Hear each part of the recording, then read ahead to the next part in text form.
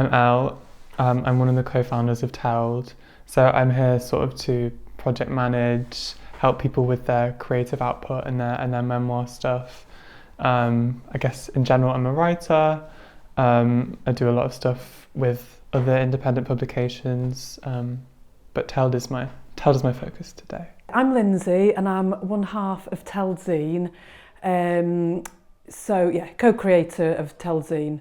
And my role in the project is facilitator to kind of oversee the 2 workshop days and also to create the zine, the special edition zine, which is the end product. It's a gathering of people, and we're trying to basically get to grips with our histories as queer people and creatives in North East Lincolnshire, and then understand our visions for the future of the area from our point of view. The project is called TELD Histories and Dreams. So what we want to focus on for this project are people's histories, so LGBTQ plus people from North East Links.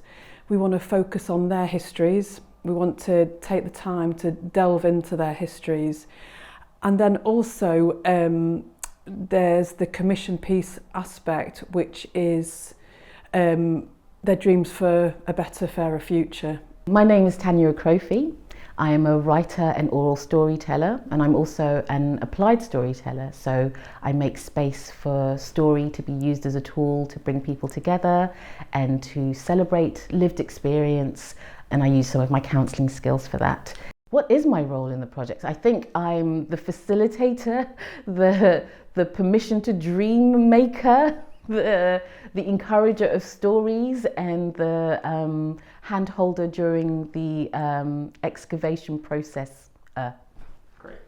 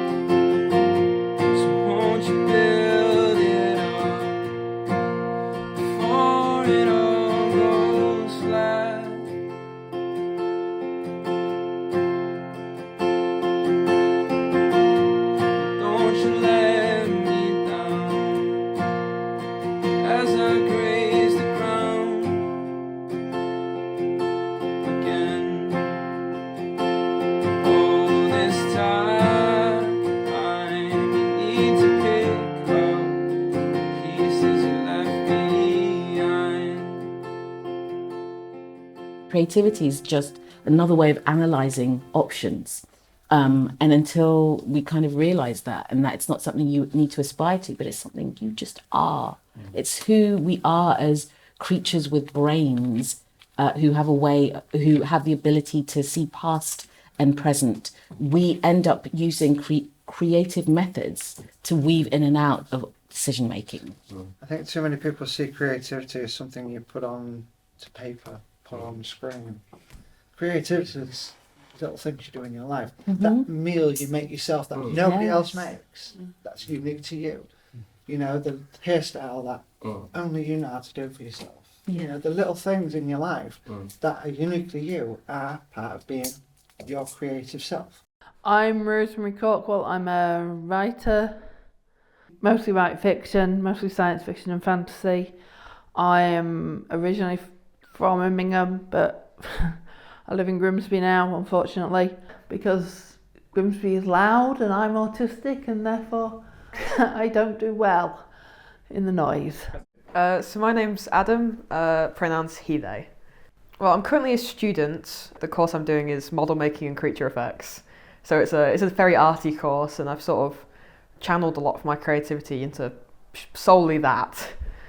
So North East Lincolnshire, I grew up in Waltham, so I spent a lot of time growing up at the Waltham Windmill, especially because my dad and the whole family has an interest in model trains, and there is a model railway there. So, and also the sweet shop. Not gonna lie, absolutely love the sweet shop at the Waltham Windmill.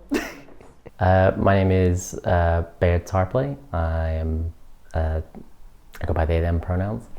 I've always been a jack of all trades creatively, master of none being like the key part there. I like making things sort of for me. So there's not any one thing that I tend to stick to, but I have been trying to get into like watercolor and like ballpoint pen sketches and stuff like that. But I try not to be limited to a thing.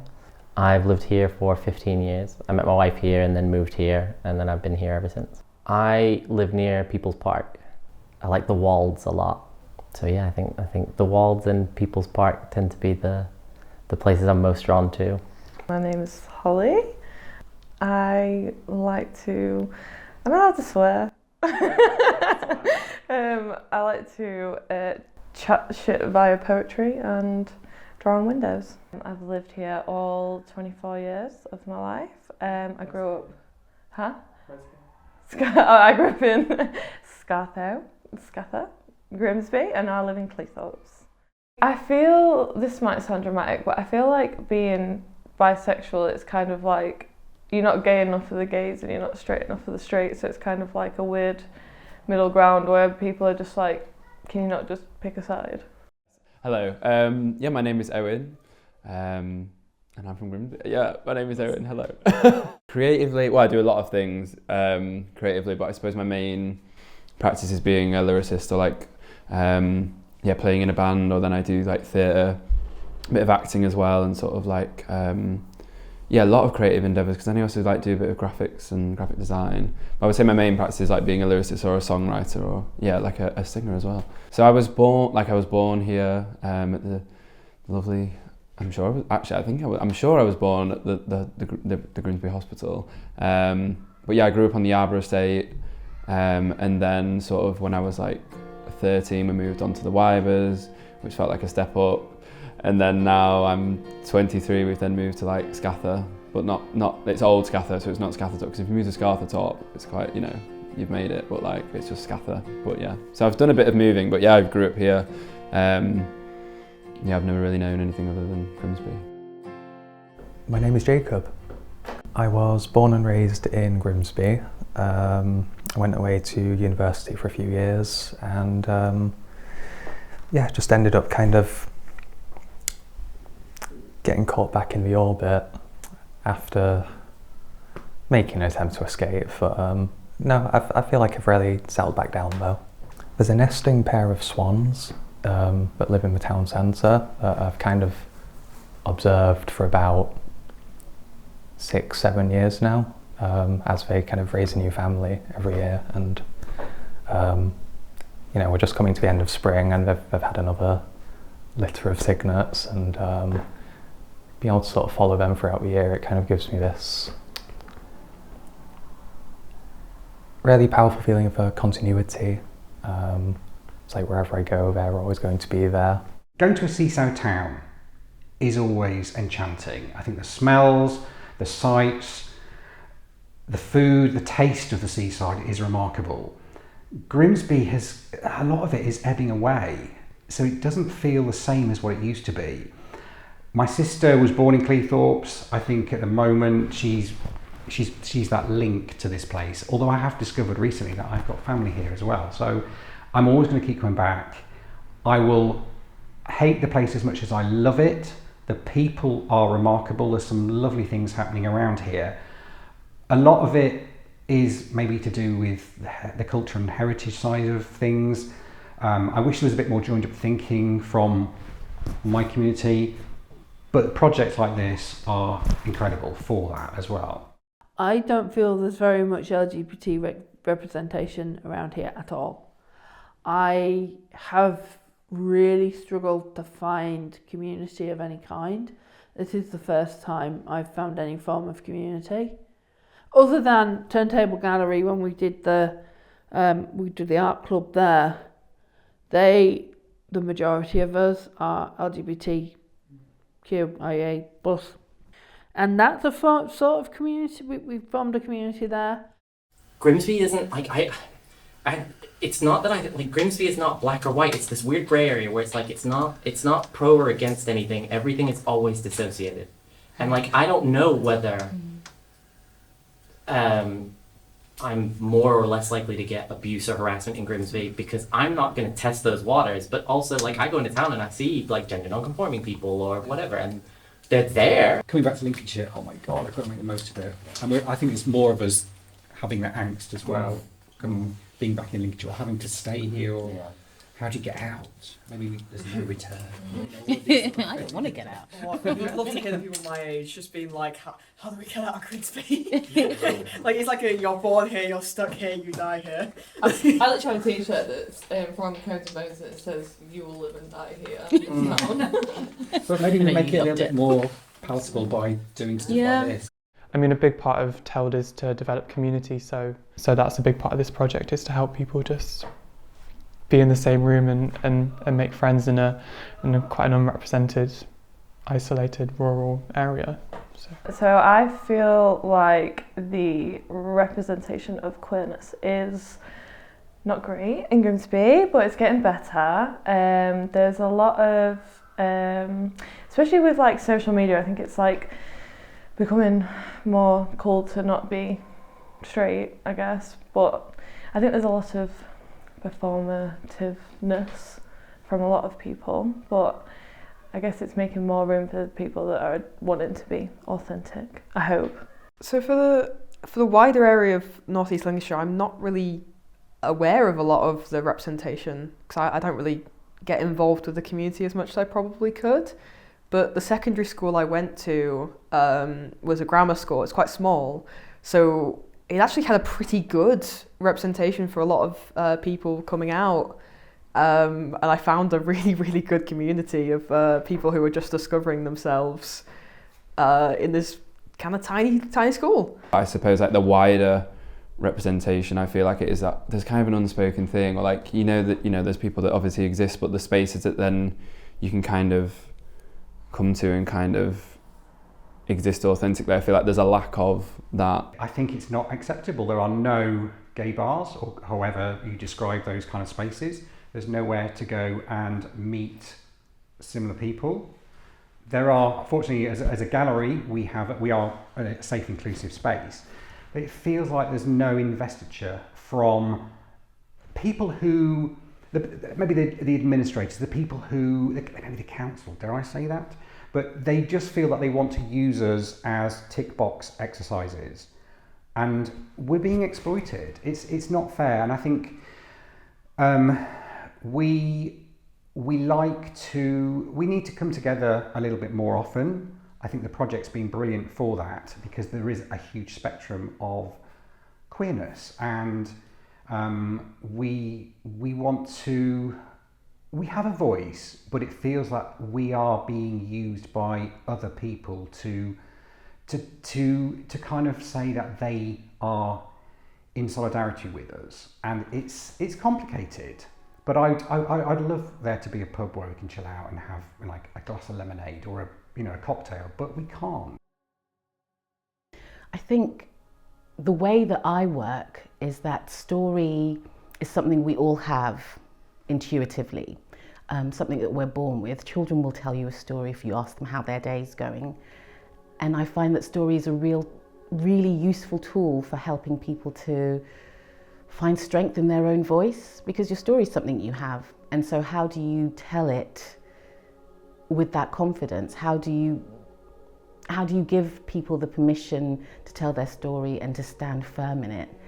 For me, that's what I try to do in the workshops that I hold, is to give people that pride in looking at their past, realizing that they're a treasure trove of all these incidents that nobody else has had, and that when they share it, they give people a glimpse into a life that is not their own, and we find the things that make us that are universal in the human experience, but we find those little unique things that are so rare that they deserve to be celebrated.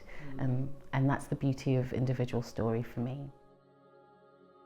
This is Runner. He's a Beanie Baby from back in, I think it's either late 90s or early 2000s. I used to collect them when I was a kid. And my basically only friend at the time would also collect them, and we used them to basically act out stories. So I was like 12 or 13, she would come and stay over the weekend. We would act out a whole family saga over the weekend. The next weekend we'd do it again, but slightly different. But this was the character that I used the most in the stories. He was usually, there was like a long ongoing plot about like a dinosaur that kept waking up and terrorising them, and he usually was like really long lived and lived through. I don't really do like the acting out stuff anymore, but I bring him with me when I'm going on long trips, because I have a lot of emotional support plushies, for want of a better word, but the one that I usually have on my bed is really big, so I can't really take him places, so I take him with me instead, so he looks after me instead. It wasn't necessarily a positive outlook that I was looking for from people, but it was more, what if, let's imagine that all the things that are problems now do get resolved. What if humans got their act together and started listening to lived experience and started listening to people who had thoughts other than the mainstream? What kind of a world could we build if we actually did the hard work and worked together to create a world that worked for all of us? I used to say, get out while you can.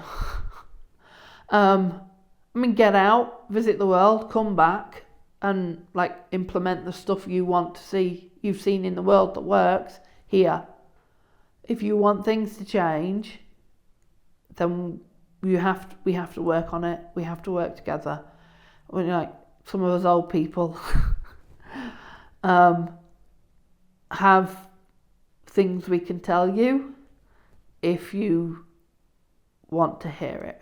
It's important to like know history and to like be informed of the histories of the groups we're part of, so we can, for certain cases, make sure we don't repeat some of the experiences because they've not been so nice, but also to just like inform our future and hopefully make a better future. And I mean, working cross-generationally, like, when I get older, I'd love to work with people younger than me as well to keep it going. And hopefully with this community, it will start something that will keep going. I want it to be, it's not even like I want the extent of everybody like throwing like a pride parade or anything like that. I just want it to just not be like a taboo thing. Like, I don't want people to be like, oh my God, like they're lesbian or whatever. Like, it can just be, why I don't get why being straight is like the automatic normal, because it's not for literally the majority of people. They just don't want to admit it to themselves.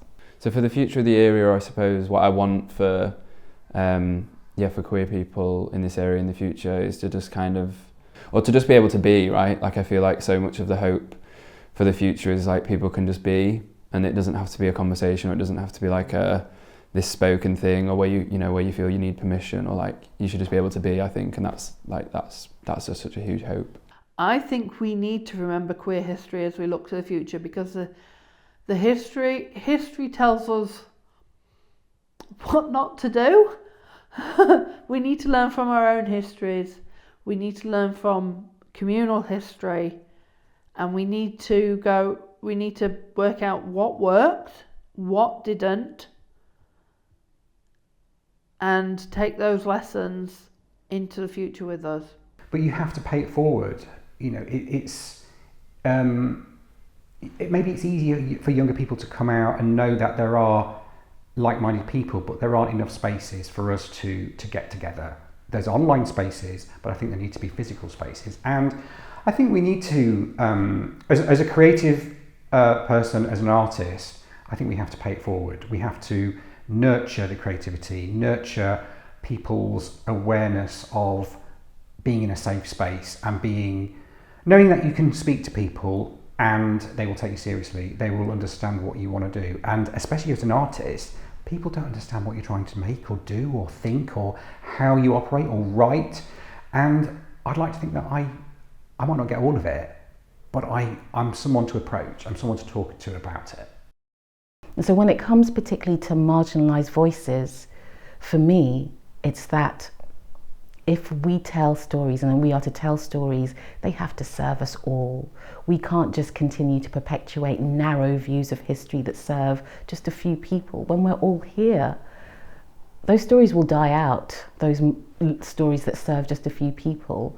But if we can stand firm and tell the stories that we all connect to and shine a light on stories that have been ignored because they don't fit into whatever the motivation is, then it means that future generations will have more stories to choose from. We'll keep those stories alive. Lincolnshire is, it's quite isolated for queer people. You have to really work for a community, and sometimes you'll never find it, which is it's quite challenging for people. So I think this is important because it's helping people get in the same room and connect with each other.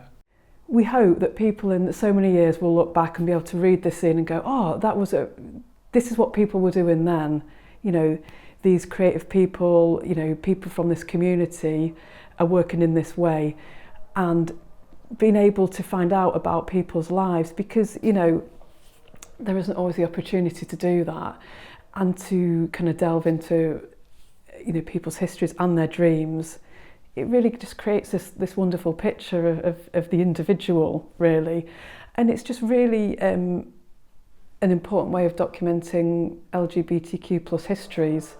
You know, and there isn't always the opportunity to do that. So we just hope to continue doing that work, really.